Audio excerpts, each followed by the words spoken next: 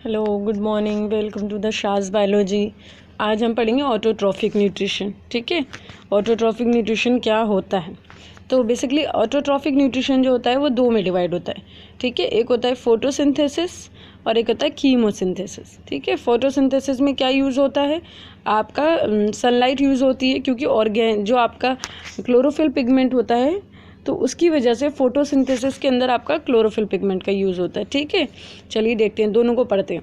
Photo autotrophs, ठीक है, photosynthesis वालों को क्या कहते हैं? फोटो ऑटोट्रॉफ्स कहते हैं। और कीमोसिंथेसिस वालों को क्या कहते हैं? कीमो ऑटोट्रॉफ कहते हैं। फोटोसिंथेसिस में यूज एनर्जी होती है from sunlight to produce organic molecule from CO2 and H2।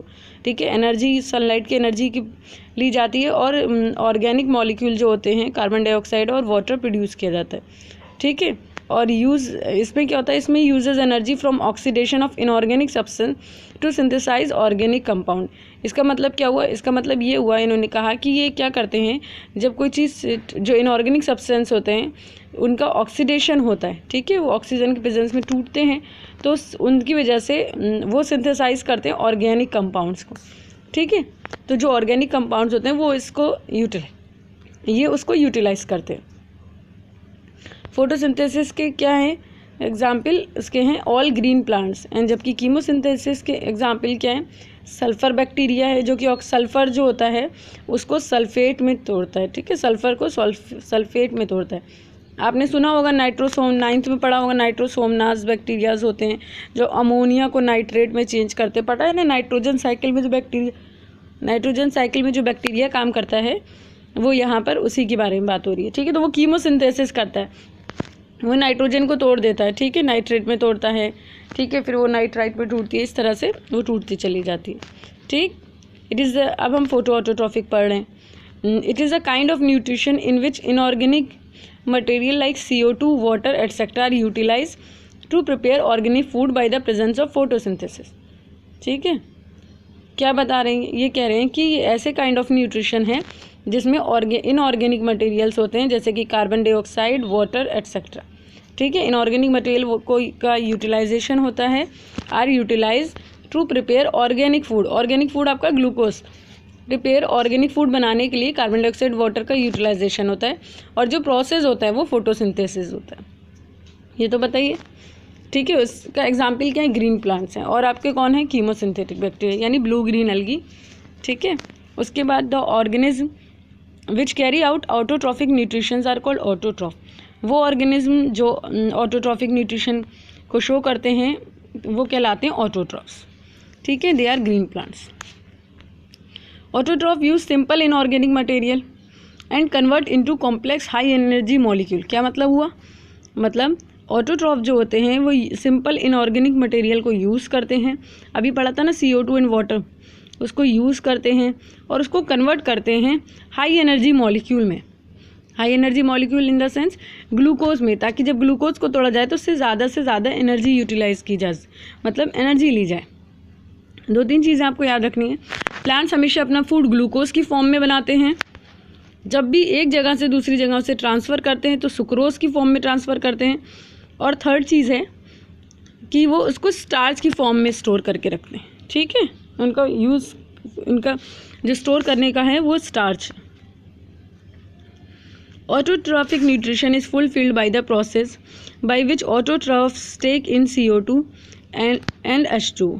ठीक है, ऑटोट्रॉफिक न्यूट्रिशन कैसे फुलफिल्ड होता है? By the process which autotrophs को लिया जाता है। ऑटोट्रॉफ्स लेते हैं कार्बन डाइऑक्साइड एंड वाटर को, ये कुछ गलत हो गया लग रहा है, CO2 एंड वाटर को, एंड कन्वर्ट करते हैं किसमें? कार्बोहाइड्रेट्स में, in the presence of chlorophyll. Chlorophyll क्या है? वो पिगमेंट है जो क्लोरोप्लास्ट के अंदर पाया जाता है बेसिकली। और ये क्या बहुत इंपॉर्टेंट होता है, इसी की वजह से प्लांट फोटोसिंथेसिस कर सकते हैं सनलाइट की प्रेजेंस में। ठीक, ये तो समझ में आ गया होगा। अब देखते हैं, चलिए इमेज देखते हैं हम लोग, ये इमेज क्या बताती है। देखिए, फोटोसिंथेसिस में क्या हो रहा है? सन से एनर्जी ली जा रही है, वाटर लिया जा रहा है और CO2 मिल रहा है। ठीक है, ये तीन चीज़ें हमें मिल रही हैं। उसके बाद क्या हो रहा है? ऑक्सीजन निकल रही है और शुगर बन रही है, शुगर ग्लूकोज। ठीक है, देखिए, और इसकी रिएक्शन क्या है? CCO2, C6H2O और C6H12O6 आपका ग्लूकोज का फॉर्मूला है। और प्लस CO2 इसमें से निकल रही है। याद रखिएगा, ये बहुत इंपॉर्टेंट रिएक्शन है, आपको हर हाल में ये याद होनी चाहिए, ठीक है। अब रॉ मटेरियल क्या चाहिए होते हैं भाई, अगर कुछ बना रहे हो तो उसके लिए कुछ रॉ मटेरियल्स होंगे ना। तो रॉ मटेरियल्स हमें क्या चाहिए, हमें रॉ मटेरियल चाहिए सनलाइट। हमें रॉ मटेरियल में क्या चाहिए, हमें रॉ मटेरियल में चाहिए बेसिकली, हमें रॉ मटेरियल में चाहिए सनलाइट, ठीक, सनलाइट चाहिए, क्लोरोफिल चाहिए, CO2 चाहिए, ठीक। CO2 कहाँ एंटर करेगी, स्टोमाटा के अंदर, ऑक्सीजन उससे बाहर निकलती है एज अ बाई प्रोडक्ट, ठीक है, स्टोमाटा से, स्टोमाटा ऑन लीफ, वो अभी हम आगे पढ़ेंगे। तो क्या क्या चाहिए हमें, सनलाइट चाहिए, क्लोरोफिल चाहिए और CO2 चाहिए, ठीक, कार्बन डाइऑक्साइड। उसके बाद वाटर प्लस डिजॉल्व मिनरल चाहिए, लाइक नाइट्रोजन, फॉस्फोरस, जो कि रूट अपने आप ही ले लेती है, ठीक है, बाय द सॉइल। अब होता कहाँ पे है, ठीक है, which is the site of photosynthesis. Photosynthesis होता कहते हैं तो ये कहाँ होता है, तो पहले याद रखिए प्राइमरी साइट है इसकी क्या, all green plants of the plant are capable of photosynthesis. सारे ग्रीन प्लांट्स जो होते हैं वो केपेबल होते हैं किसके लिए, फोटोसिंथेसिस के। क्यों होते हैं, क्योंकि उनके पास क्लोरोफिल पिगमेंट होता है, ठीक है। और अब प्राइमरी साइट क्या है, ग्रीन पार्ट, क्या बताया इसने, all green parts of the plants are capable, यानी सारा ग्रीन प्लांट केपेबल होता है फोटोसिंथेसिस के लिए। याद रखिए वुडी जो स्टेम होते हैं वो नहीं करते हैं, मगर जो यंग स्टेम होते हैं, जो हरे हरे तने दिखते हैं पतले पतले से, वो करते हैं, ठीक है। उसके बाद आता है मीजोफिल सेल, ठीक है। अब लीफ तो बता दिया कि लीफ में होता है भाई फोटोसिंथेसिस, चलो ठीक है। उसके बाद और कहाँ होगा, तो लीफ के अंदर एक सेल पाए जाते हैं जिसे मीजोफिल सेल कहते हैं। क्या कहते हैं, mesophyll cells. Mesophyll cells are rich in chloroplast and the cell organelles which contain the pigment chlorophyll for photosynthesis। यानी मीजोफिल सेल के अंदर भी कुछ होता होगा ना, जो जिसकी वजह से उसके अंदर क्लोरोफिल पाया जाता है। तो बेसिकली मीजोफिल सेल्स जो होते हैं वो रिच होते हैं क्लोरोप्लास्ट।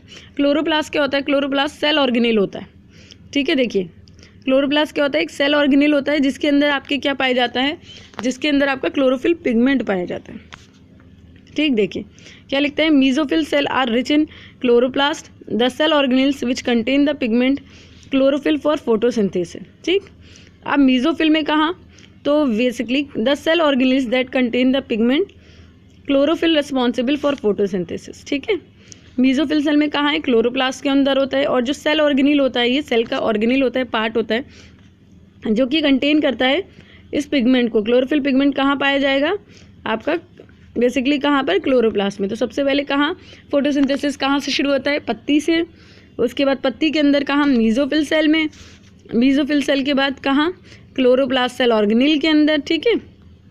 यानी नीचे से चलिए, क्लोरोप्लास्ट कहाँ है, मीजोफिल सेल के अंदर। मीजोफिल सेल कहाँ है, लीफ के अंदर, ठीक है। चलिए अब आते हैं साइट ऑफ फोटोसिंथेसिस पे। सम सेल्स कंटेन, मुझे लगता है अभी इस लेक्चर को इतना ही कंप्लीट करते हैं, ठीक है। और हम आगे इसके बाद वाला लेक्चर कंटिन्यू करते हैं, वरना लेक्चर बड़ा हो जाएगा ना, तो बच्चों को बिल्कुल ज़्यादा लंबे लंबे लेक्चर पसंद नहीं होता है पढ़ने के लिए, वो सोचते हैं शॉर्ट में ही हमें सब कुछ मिल जाए, ठीक है। तो इस लेक्चर को आप ज़रूर देख लीजिएगा और इसमें जो भी पॉइंट्स हैं उनसे रिलेटेड आप नोट्स बना लीजिएगा, ठीक है। अगर आपको मेरा वीडियो पसंद आए तो please like, share and subscribe करिएगा। Thank you.